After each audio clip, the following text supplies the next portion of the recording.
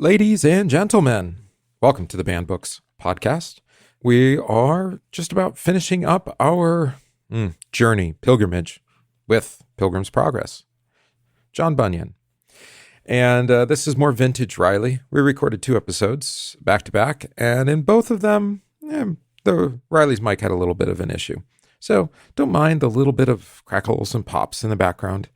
Again, I think the content is well worth it, and you'll enjoy our journey.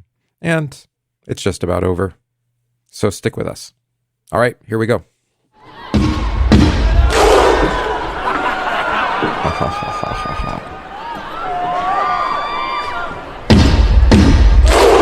Hey everybody, welcome back to the Banned Books podcast. This is the Banned Books podcast, episode 79. Yeah. Nailed it. And we are diving back into John Bunyan's The Pilgrim's Progress.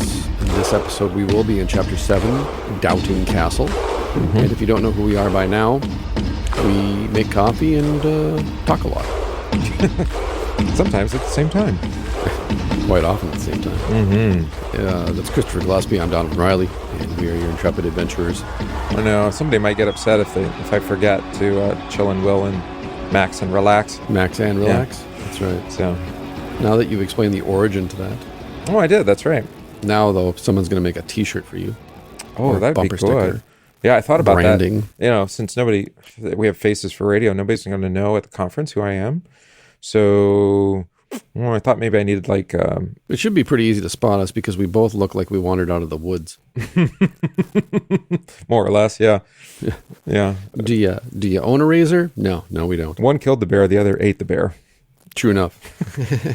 I actually have a video of a Russian guy wrestling with a bear. That's how he trains. Oh.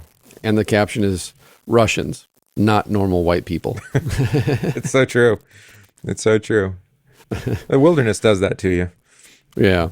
I think if I wrote The Pilgrim's Progress, there would definitely be a whole chapter set aside to bears. And wrestling? And wrestling bears, yes. That would be part of my path to the celestial city. They have a thing for wrestling. They do. Isn't it? I mean, there's like, Greek style, but isn't there like a Russian style? Yes, there is Sambo. Okay. There's Sambo, which is a very popular Russian form. It's kind of a combination of wrestling and judo. Mm. And then, you have pancrase, which is the old Greek way of wrestling with strikes, open-handed strikes, palm strikes. Right. Every culture on earth actually has some kind of wrestling, some form of wrestling. Well, I sent you the video of my 5-year-old son and his That's right. cousin, and they just naturally, 2 boys that age, Right. They roll around on the ground. That's what they do. Right. Yeah. And they hit each Almost other. as if we're hardwired for it. Knock each other over and laugh about it. There you go. It's kind of funny. Boys being boys. Hmm. Funny how that works. It is. Can't suppress nature. So we're going to dive in on page 95 of this edition, chapter 7. And at this point, Christian and Hopeful, his companion who has chosen to accompany him from Vanity Fair, or at least as Christian leaves Vanity Fair, Hopeful kind of jumps on and says, hey, I'm going to ride shotgun with you. There you go. For the rest of your trip. So that's what they're doing. So wherever are we is where we begin on page 95. Wherever are we, Hopeful cried out. But Christian, now very unsure of himself, gave no answer. Then rain began to fall in torrents, while thunder snarled and lightning zigzagged overhead. How I wish we had not left our way, Hopeful sighed. Well, it's not very hopeful. No. Christian was wishing the same thing, but he knew that they had taken the wrong path because of him. So now he asked for, and was freely granted, Hopeful's forgiveness. After that, there was no chance for further conversation, as the travelers were fully occupied, trying to fight their way back to the King's Highway. But darkness and flooding prevented them from doing so, and only with great difficulty did they avoid being swept away and drowned. Finding at last a shelter of sorts, they threw themselves down under it and fell into an exhausted sleep. Next morning they were roused by a loud and angry voice which demanded, "Who are you, and what are you doing in my grounds?" Opening their eyes, Christian and Hopeful were confronted by the towering shape of giant Despair. They replied that they were pilgrims who had lost their way. At this stage the giant billowed, "You are trespassers on my land! Come with me!" Then he pushed them over the ground toward the grim stone fortress known as Doubting Castle. There he forced them through the door and down some steps into a stinking dungeon, where he left them. That night he told his wife, Diffidence, about his new captives and asked her what he should do with them. First thing tomorrow, she suggested, make yourself a crabtree cudgel and beat them without mercy. Accordingly, in the morning, the giant entered the dungeon and began to abuse the prisoners, after which he beat them until they were almost senseless. All that day and night, Christian and hopeful writhed and groaned in agony. At bedtime, the giant again asked his wife what he should do to his prisoners. This time, Diffidence suggested, tell them that their best plan would be to kill themselves. In the morning, the giant visited the dungeon, and with brutal bluntness told the prisoners that since they'd never escape, they should end their lives that very day by stabbing, hanging, or poisoning themselves. You pick. Instead of agreeing to this, Christian and hopeful asked the giant to release them. Their temerity so enraged their captor that his face contorted with hate, and he rushed at the terrified pair. But before reaching them, he became uncontrollably convulsed, as often happened at the onset of one of the fits to which he was subject. This seizure rendered him powerless and saved the prisoners' lives, for the moment. After the giant's departure, Christian became so morbidly depressed that he suggested that they might as well obey the giant and put an end to their misery. Hopeful, however, pointed out that killing themselves would be tantamount to committing murder, an act forbidden by their prince. Besides, he added cheerfully, we may yet escape, for I've heard of others who have been the giant's prisoners but have managed to break free by God's grace. Wow. A little vivid imagery there, a little graphic violence. One of the things we haven't talked about is the way that Bunyan, through this really morality tale, is defining terms, Christian terms you would hear, maybe not necessarily straight out of the scripture, although sometimes that too, but also ones that you would hear, like say in preaching or in teaching. Yeah, these terms like hope, being hopeful or despairing or doubting, diffidence, and defining those in a narrative way through characters, which I think is helpful. Very much so. Yeah, because sometimes words lack precision. Context? Yeah, without context. That's right. Yeah. That's right. So if you talk about like coveting, for example, well, coveting, is better defined by maybe a narrative, a story about, I don't know, say Naboth in the vineyard, right? And he wants his neighbor's vineyard. And then where does the coveting get him? Where does it lead him? Whereas just to say covet is like, well, what does that mean? Right. It's just a word lacking meaning. So I appreciate that about Bunyan. No, I think this is the thing, and we've talked about this in the past too, is we think narratively, we think in images. This is why you have cave paintings, for example, petroglyphs and so forth. Mm-hmm. But also 2/3 of the Bible is narrative. Yeah. History, narrative, theology, and so forth. And yet, we see this with church fathers do this constantly. They work with narrative. They use many metaphors and analogies. You see this with wisdom literature, such as Aesop's Fables, for example, very famous. Mm-hmm. We see this even with Dr. Luther. He constantly works with images and writes his own fables and parables. And Soren Kierkegaard wrote an entire book of parables. Really?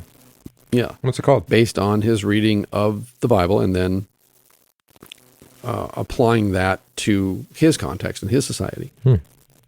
And yeah, I actually love Kierkegaard's parables. They're quite biting, kind of Mark Twainish sort of sense. Yeah, there's a way that provides, I don't know, maybe it disarms you enough to actually hear, like we talked about with humor, and using humor to disarm you so that when the hard saying is given, you're not quite set up to defend against it. So then you hear it, right, and take it to heart. Well, I think we talk about this quite often. I talk about this on the Warrior Priest podcast, is that philosophy for the sake of philosophy it stays pretty abstract, pretty much in your head, and it lacks traction because it does lack, especially modern philosophy, lacks a lot of grounding that you can kind of stand on and say, okay, I see how this philosophical principle can be applied to my life. But if you look at the Roman and Greco-Roman philosophers, many of them use practical everyday examples. Right. And they do have short little parables or little wisdom sayings, little metaphors and analogies that they use to illustrate their point, because they understood that philosophy that can't be lived isn't philosophy. Yeah, I think there's a famous saying from a 20th century theologian, that doctrine is life. And it's the same idea where, if doctrine is analogous to philosophy, well, what's the point in wisdom that isn't lived out? What's the point in a teaching, say, of Scripture that has no bearing on your life? Right, yeah. And so that's what I appreciate here. And I'm also hearing some echo with Hopeful and Christian of, I thought of Frodo and Samwise, right? Right. And in their journey, whereas Tolkien, though, is a lot less... upfront about the... it's more covert. Yeah, covert. That's good. That's a good word for it. If there is a moral or a lesson to be learned from it, it would take some introspection and, some consideration of the text. It's not going to be so obvious as this. Number one, don't follow a shriveled up old hobbit that wants to murder you for the ring on your hand. That might be the first moral of that story. Yeah. He seems a little creepy, and that's for good reason. I'm just saying. Is he trustworthy? Yeah. That and avoid spiders. But no, I've said this in previous episodes as well, that other than C.S. Lewis writing the Pilgrim's Regress, it would be beneficial. I think I was just having this conversation with someone else about my book too, of if you want to introduce some sort of doctrinal topic, couch it within something that people can relate to, whether it's narrative, whether it's anecdotal, whatever it might be. It's just that, like I was saying to this person, the evangelical church in America has kind of taken over that genre and exploited it for better and worse in a way that it's become almost like a parody of itself, like a caricature of itself. You actually see this parodied in pop culture then, the personal witness. Yeah, you're never disarmed because you fully expect it to happen every time. Yes, and you can kind of count the beats and the rhythm, how this is going to play out. But like I said then with my book, is like I'm still going to use personal anecdotes to lead into this is how I got to this question and this is why it matters to me and I think this is why it matters in general. And I think that's what we end up missing then is we say, well, this group over here is kind of taking captive this genre. So because of how they've treated it, we're not going to go there because we don't want to be lumped in with them. But it's like, well, no, just because you use that narrative kind of storytelling, that kind of theological approach, like with Bunyan, just because I disagree with Bunyan here theologically, doesn't mean that I don't think the book has a lot of value. Yeah, or you can appreciate the way that he seeks to convey his theology through narrative. Well, I was thinking too, if for example, like within the Lutheran tradition, if our catechism was rendered narratively like this, where all of the doctrines and the language of the catechism were put, they were anthropomorphized. And then there was a story, it would be a lot easier to teach kids. Yeah. The basic doctrine, the basic teachings of our catechism, which is drawn straight out of the Bible, in a way that the kids then can have a conversation. Because this is what I do when I teach kids is I have to couch everything narratively. Oh, yeah. And then they go, oh, I totally understand that now. Well, that's what we do too. I mean, every instructional lesson, we start with the story, and then from the story we can see, well, how does this illustrate, say, the third commandment, or or the third article of the creed, or whatever it is, right? That we confess. Right. The doctrine isn't this entity that just kind of floats outside the scriptures, but it is the confession of the narrative of the scriptures. What's the point? And I think that's when you see people within the church at their best, the biblical examples that they use, the narrative examples from the Bible that they use, match up in a A plus B equals C way with the doctrine. Not forcibly, you don't have to distort the text to do it. Unlike what Rod describes in the Gospel for Those Broken by the Church, of him going through Sunday school and having these biblical lessons basically kind of screwed into these moral lessons that they wanted to teach him. Right. And then after the fact, you come back and go, this text has nothing to do with this little morality play that you laid out for me. Yeah. And as a consequence, and you and I know this pastorally, is that if you want to create atheists, that's really one of the best ways to do it, is start them off young, basically taking biblical narratives which are about Jesus and point to Jesus crucified for the sin of the world and make it into a morality tale so that the kids can be good Christians. Make them into fables, because then... Yes, make them into fables. Then when they do grow, they'll just chase after other fables. Better ones. Probably. $1 billion franchise parables. Oh, you mean like Tony Robbins? That too. Yeah, absolutely. No, not only other kinds of wisdom, but just other hero stories. Oh, sure. And other morality tales that are more contextual, more relevant. Phase 1, right? 2, and 3, right? Yes, exactly. So the giant comes along, captures them, and beats them, and then says, you might as well just kill yourselves now because this is only going to get worse. But then he goes into an epileptic seizure apoplectic seizure, actually, because he gets so worked up. And so he has to go lay down. Because that's what despair does, right? Right. Gets you all worked up.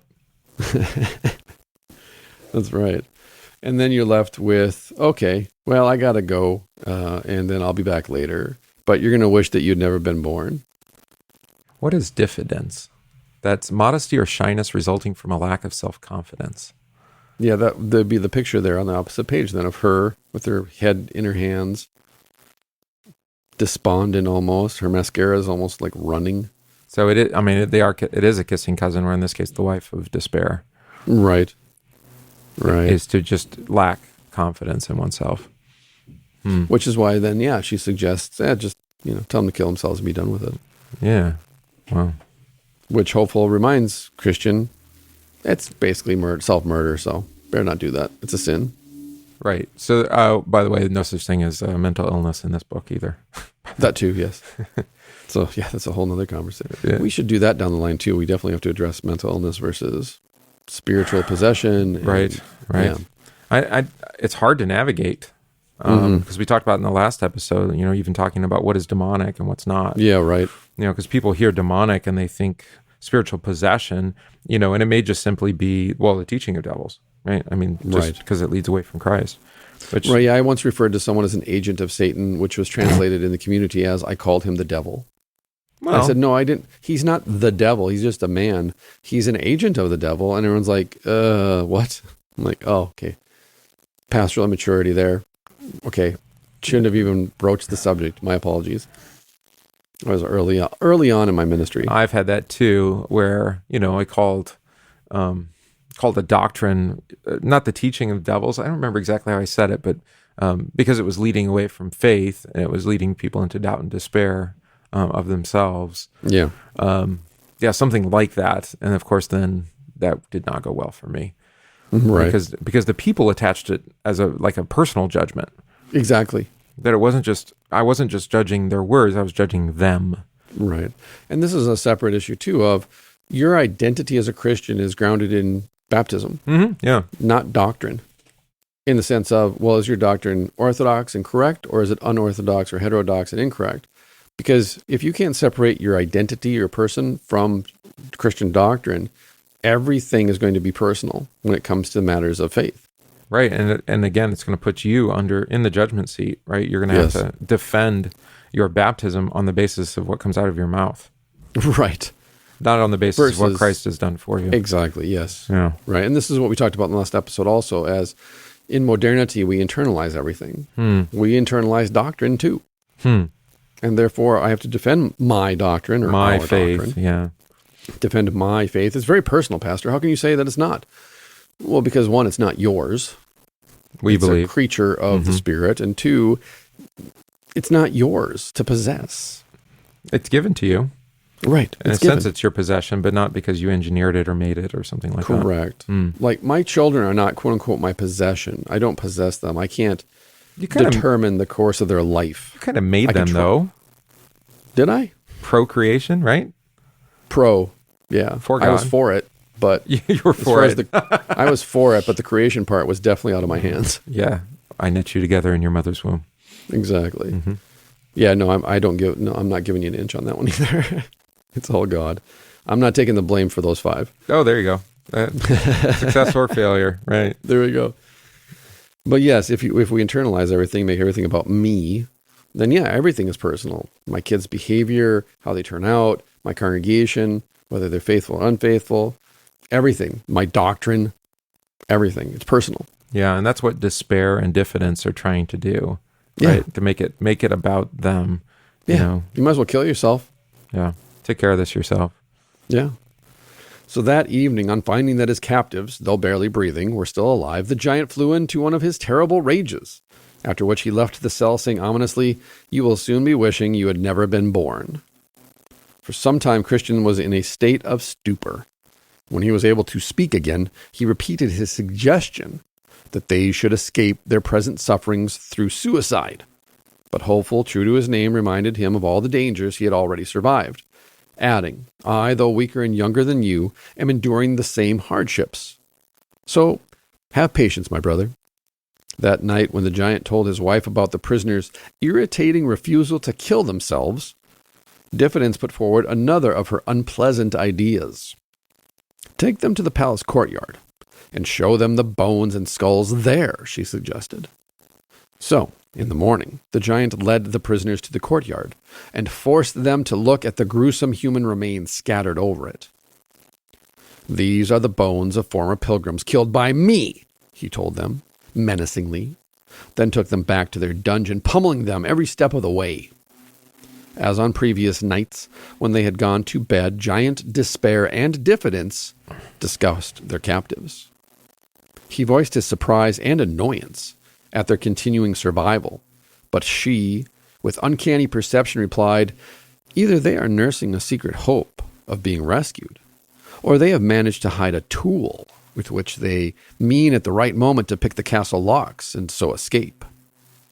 Promising his wife that the pilgrims would be minutely searched in the morning, the giant fell asleep. Down below in their cell, the prisoners could not sleep, but at midnight they began to pray, and continued in this attitude until dawn, when Christian suddenly exclaimed, "What a fool I have been! All this time I have had the means of escape right here with me." So saying, he put a hand inside his coat and pulled out a bright object. It was the key of promise. Mm-hmm. If only Backslider had had this in chapter 2. I know. Could If have only. unlocked his cage too. Oh, Right? oops. Let's try it now. Well, you want to talk about a deus ex machina. Yeah. Oh, I forgot I have a key in my pocket. It's the key of promise. This would probably knock you, what, 20% on Rotten Tomatoes? Right. If you made that move in the narrative? Yes, absolutely. How are we going to transition from the second to the third act? I don't know. Have him pull a key out of his pocket. Yeah. Oh, did I forget to mention I had this key the whole time? Right. But that is, I mean, that was what we said. It's been missing. Like, where's the gospel? Where's the promise? Right. In his pocket. The whole time. Wake up, man. Let's try it now, suggested Hopeful, eagerly. With beating hearts, the pilgrims approached the door of their dungeon and tried the bright key in the lock. It turned easily. The two men pushed the door ajar and stepped out from the den in which they had spent 4 days and 3 sleepless nights without food, water, or light. It's a good thing he's with Hopeful and not despondent. I know. Man. I would have slapped him. Well, and I think we just got tortured for 4 days. Maybe Bunyan's after that is to say, that the Lord gives you good friends. And Sure. that's actually a good prayer, to pray for faithful friends. 100%. Yeah. Yeah. To, say even a word like that one word that he says, how did it go? Have patience, my brother. Right. I'm younger and weaker. Right. It's kind of made me think of Paul and Timothy. Sure, absolutely. Of course it does. Yeah. He takes Timothy along because he's so young. It actually kind of disarms people, it seems. Right. Like they're actually more patient with Timothy than they are with Paul. Paul has a reputation, of course, not so hot, and they expect him to be a little bit more demanding and aggressive. Right. Whereas Timothy, he's not a shrinking violet or something, but he's certainly, he seems to be more tender, right, conscience, and in that way, I think that's great because it actually serves the ministry of the gospel. Then Paul can send Timothy somewhere. Whereas, he might go more directly to, say, Corinth. Yeah, right. Well, I think that's a great point, too. I had a conversation yesterday like this in church where it was, the person just needed me to notice, I think anyways, my side of my perspective. Mm-hmm. This person just needed me to walk up to them as their pastor and say, "Are you doing okay?" Yeah. And then whatever comes. But my only response during this whole engagement was, well, I can't give you any advice, but I'm here to listen if you need to vent. Yeah. And then at the end of all that, the proclamation comes. Yeah. But it's not magic, like we've said. Nope. It's not going to just suddenly salve and medicate this pain that this person is experiencing. but rather, again, I'm sent into that. Mm-hmm. That's the point. I'm not standing at the edge of the darkness and calling them into the light, but rather I am sent into the darkness, and that the light of Christ, the light of the gospel, is what accompanies me. Because as the psalmist says, even the darkness is as light to him. Right. And that's why Jesus says, I am the light of the world. The light no darkness can overcome. So when we go into those dark places, whether as pastors or whether it is as friends, Christian brothers and sisters, I think it's important to recognize that wherever we go, wherever darkness that we are led into that darkness, first of all, by the Holy Spirit, as Mark points out adequately in the whole temptation of Jesus. We're led into that darkness by the Spirit, and yet because it is the Spirit who leads us there, we are never alone, and we never walk without that light. No, I mean, certainly Christ has suffered in the way that we have, himself, in his flesh. And there are others too. There's no affliction that isn't common to man, right? One, two things. One, it's no longer I who live, but Christ who lives in me. Mm-hmm. And second of all, this little light of mine has nothing to do with what I'm talking about. Just so we're clear. No, actually, it's the opposite. It's to say, I'm with you, and you cry with them. Exactly. I'm with you always until the end of the age. Right, in the way that the Lord was too. Yes. And ironically, maybe not ironically, I don't know what the right word is, but, he grieves for his friends as he's dying for them on the cross. Right, exactly. Well, and I tell this to people too, this so often happens, and it happened to me for a long time before someone said it to me. People will say, I was with so-and-so, and they were struggling with this, or someone had just died, and we were together, and they were pouring their heart out and saying all these things, and I wanted to say something, but I just couldn't say anything. Nothing would come out. And I feel so bad, because I did the wrong thing, and I was there, but I didn't say anything. And I have to reassure them, if you were meant to say something, the Spirit would have pressed the words out of you. Right. It's not about what you should or shouldn't have said or what you could or couldn't have said. It has nothing to do with that.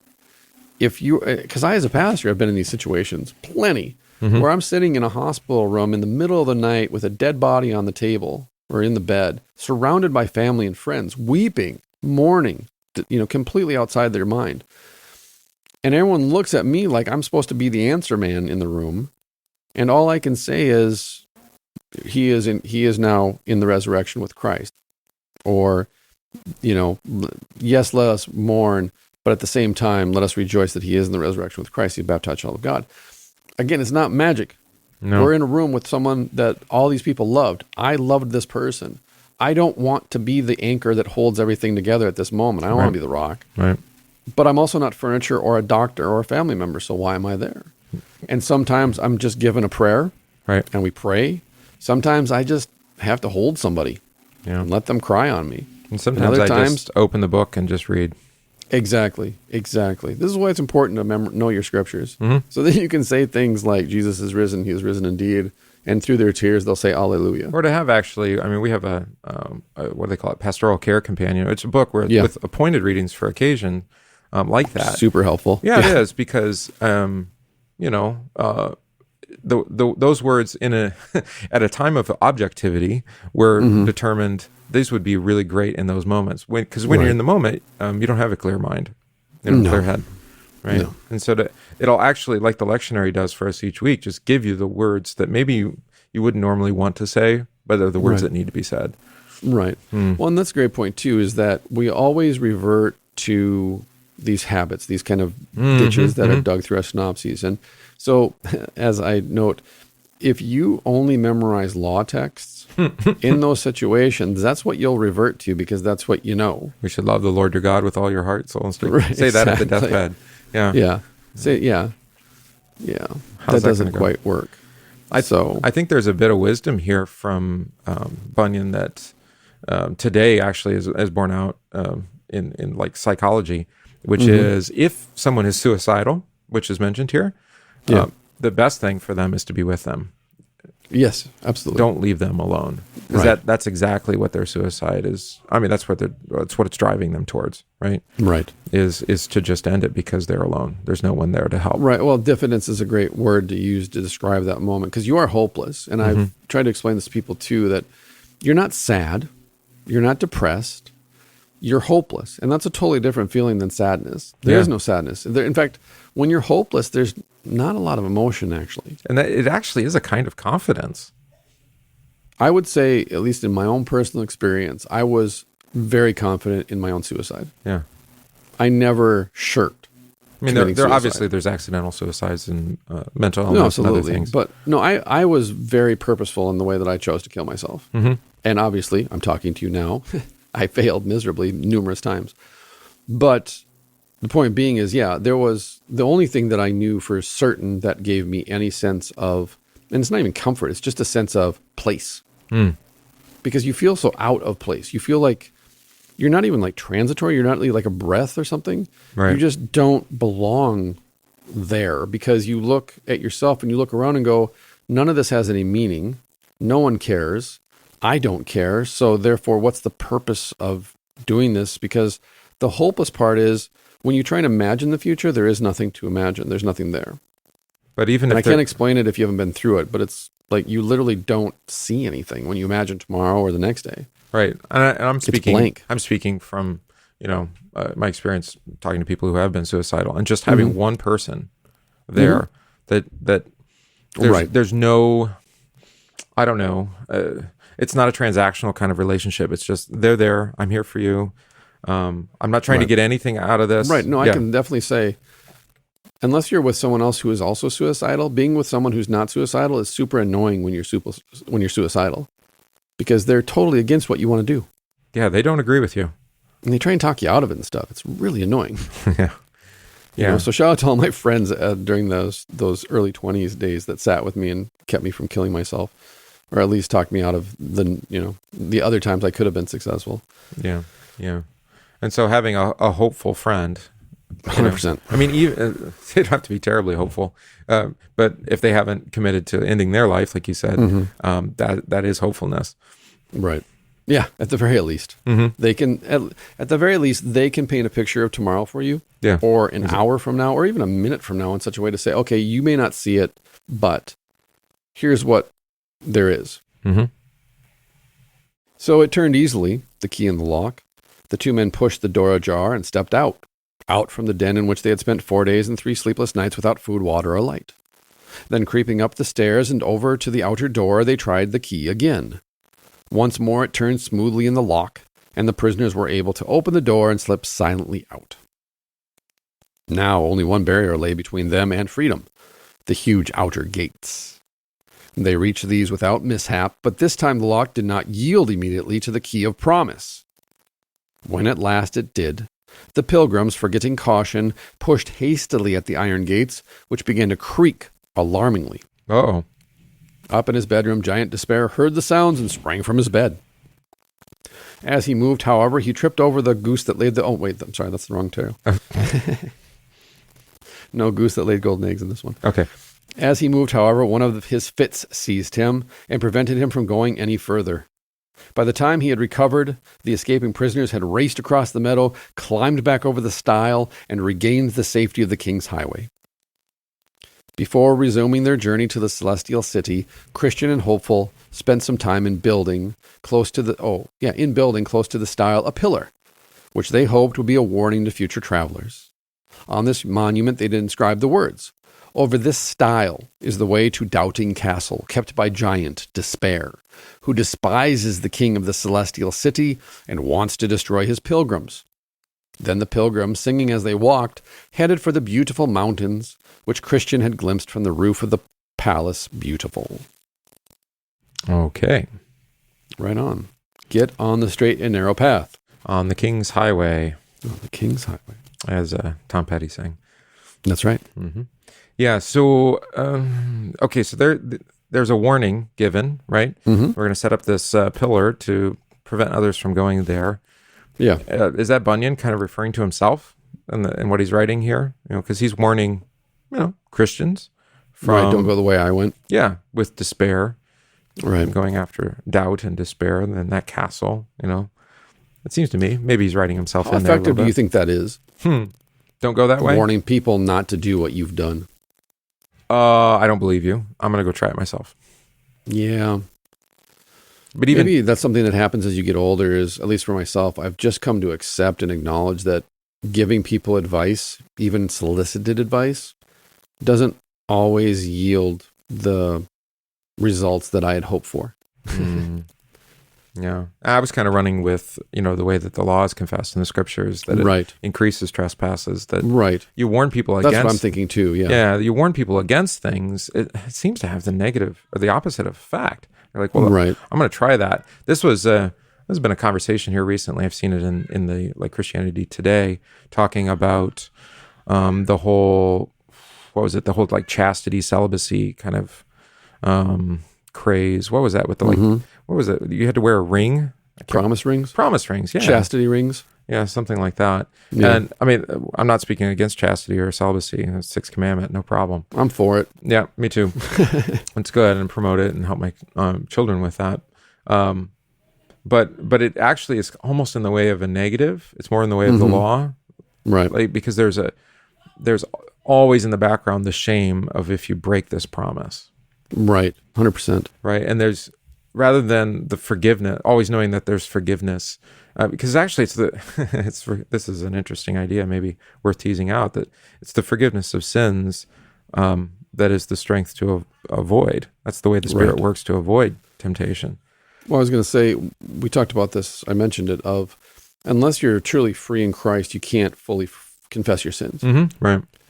And likewise, if you can't anticipate, if you're not able to count on being absolved, right, following the confession, if you're confessing and then the kind of feedback is, okay, I've heard your confession, but how do I know if you're sincere in your confession? Right, yeah.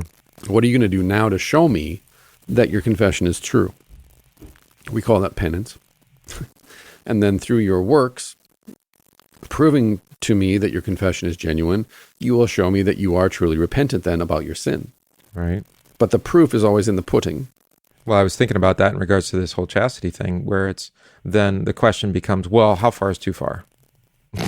Right? Right. What, first base, second base, third base? I mean, what are you talking about? Thinking about here? it? What if you think about it? Yeah. I mean, and then again, there's no escape. So you actually lack freedom. If it's all by threat of compulsion or law or legal, obligation, and lacking that freedom then to do well, you're really dooming people to just do poorly. Yeah, right. You shoot for the best grade you can get. You tell everybody you expect A's, but you just hope they do the best they can. It's like I tell my daughter, she's not good at math, so therefore I say, do the best you can. She tries as hard as she can, and she gets like a C+. Unfortunately, she has my brain for math, not my wife's. And as a consequence, her older brother, the boy genius, who's never had to do math homework ever, looks at her and goes, "What? How do you not understand how to do this? It's so obvious and easy." That would be me. Okay. Right. And it's like asking a fish what it feels like to be wet.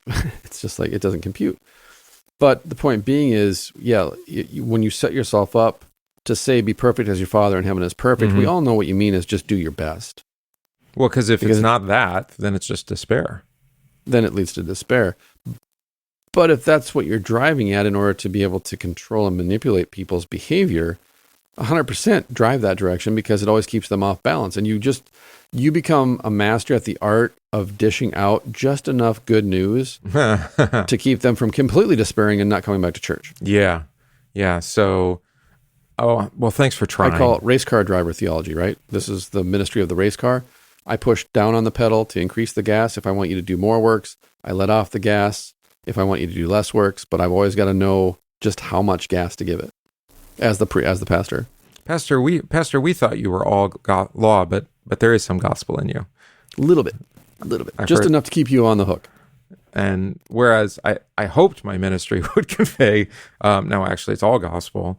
Right. And I am kind of playing here with, I think it's a perennial complaint. I don't think it's just a modern one of, well, if we give people too much freedom, then they're just going to abuse it, right? And Paul, right? I mean, Paul talks about it. He knows, should we keep on? Should we sin that grace may abound? Well, no, of course not. But I do anyways. Well, and I think that's the accusation, is like, if you're saying that the gospel is the thing, and the law is secondary to that, and it leads to that, then you're actually you're giving people license to just do what they want. Right. And like, well, are they baptized child of God? Do they have the Spirit? We actually want them to have unrestrained spirit, right? We don't want to restrain the work of the Spirit in them. I was going to say, I like the fruits of the Spirit. I do. They're a lot better than the works of my flesh. Yeah, and I'd like to not get in the way of God doing what He's promised. Right. We noted this yesterday. We were talking in adult Bible study. I said, do you ever notice that whenever you pray, it's mostly for yourself? But yet the model prayer Jesus gives us, commands us to pray, says, thy will be done. And so what we end up doing, one of my old ladies pointed this out very astutely, is we will run through a laundry list of things that we want and then conclude with, and thy will be done. Because if it be your will, right? Yes, if it be your will, Lord. And I know it is because, well, I'm asking for it. Yeah. Yeah, I'm asking for it, and I'm one of your children. So, I mean, but that's the thing, is that Jesus says, thy will be done. And then commands us to pray this way. Lead us not into temptation. Forgive us our trespasses. We forgive others. All things He's promised. All things He's promised. And so praying the Lord's Prayer is not one or the other.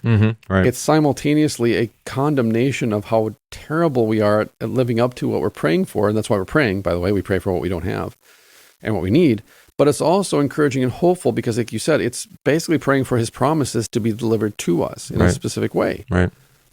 So when I pray for daily bread, it's hard for me, living where I live at, being a white heterosexual male in the United States in the 21st century, to complain about my daily bread.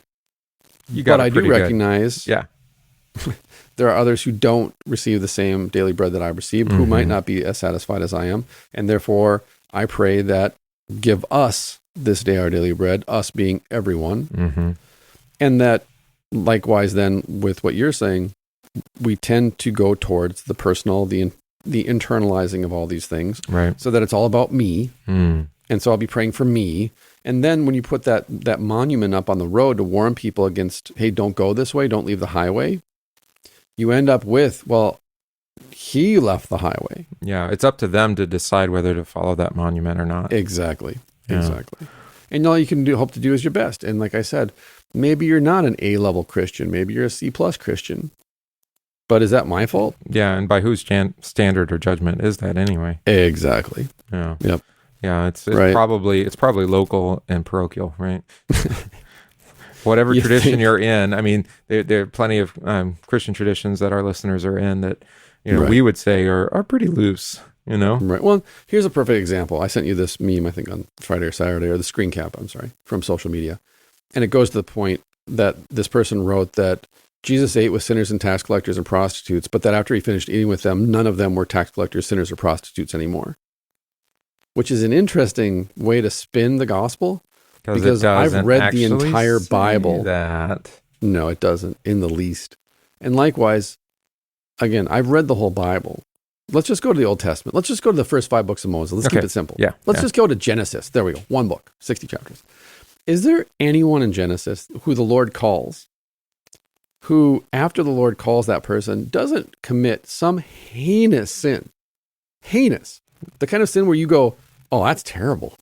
Yeah, I mean, even the mild one, like, hey, look, we saved you and your family, through the flood, God says. And then he gets passed out drunk, naked. Right, exactly. So I get the sentiment. You're basically saying that because you're trying to cover up for some secret sin that you're struggling with. I get that. This is what we do. You're not driving towards purity here. You're driving towards trying to cover something up. Because, again, unless you're perfect as your Father in heaven is perfect, you have got to do those kind of exegetical gymnastics with the text. Yeah, you have to. Because you're not perfect. And you know it. That was my sermon yesterday, no matter how hard you try and hide it from others, it comes out. Otherwise, there's got to be loopholes or, bypass or some way to get around this narrow way, as Bunyan's calling it. Right. And that's the problem, like with Genesis or the 5 books of Moses or just the whole Bible, is these are things that happen after God's call. So we can't say, well, this is how he was before God called him. But after God called him, he totally would never pimp his wife out to Pharaoh again. It's always after God calls someone that they do these things that you go, why would you do that? It's like, well, that's natural. That's what comes normal to me. That's natural to me. I don't think every Christian would go through the narrative equivalent here of meeting the giant despair and his wife, Diffidence. Yeah. But I think most probably do. 100%. Christians I know, my own family, friends, at times have been in a great deal of despair and wondering of their salvation, maybe even regularly. Well, this is, again, like yesterday in the conversation, what I pointed out, what came up is, it's easy to not be a Christian because of the tension that you live in as a Christian. You live as two people. Mm-hmm. Yeah. And we and others are always trying to tear those two things apart, peel those two realities apart, those two people.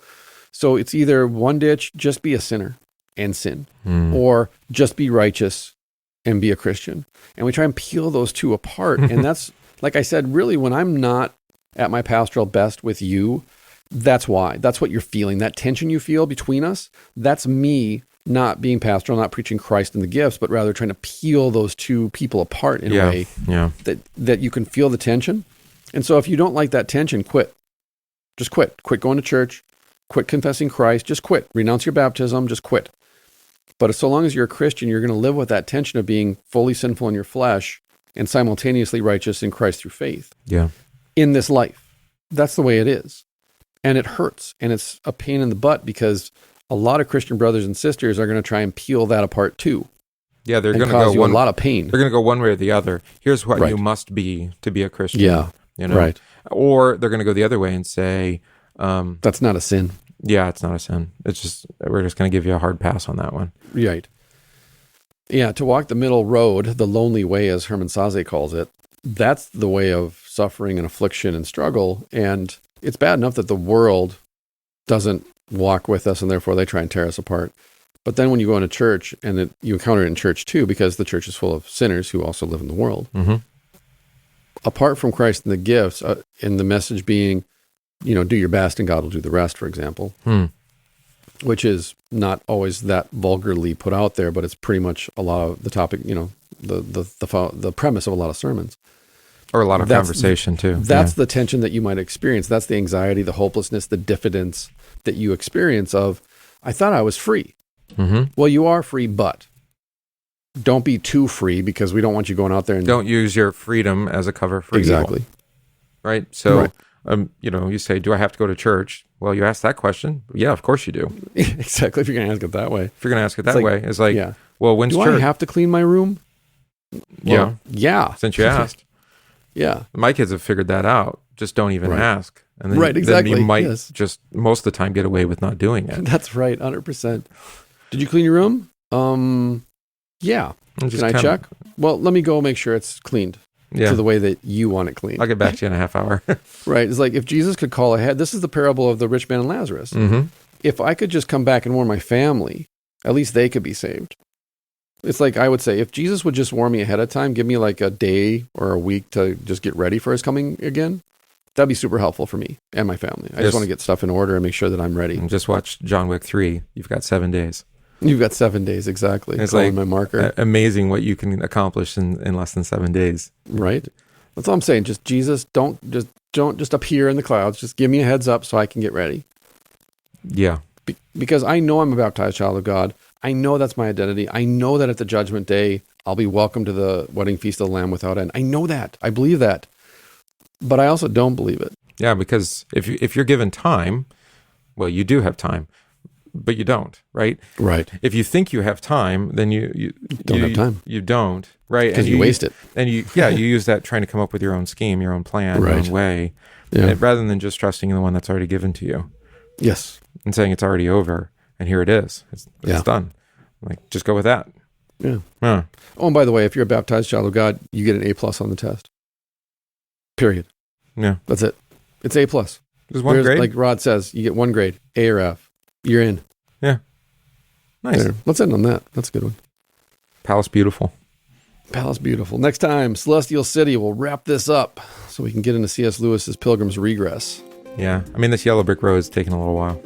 It has. But like we said at the outset, he does weave this narrative together really well. And it's hard to just jump in and jump out because everything kind of feeds into the next thing. I think he's really teaching, that Puritan doctrine. Pretty straightforward. Pretty straightforward and very well. Yeah. I'm going to give him an A+ for the narrative. It's a fantastic narrative. Good deal. Good. All right. We love you. And thank you so much for your time and attention. And we'll see you next week for a brand new episode. Peace.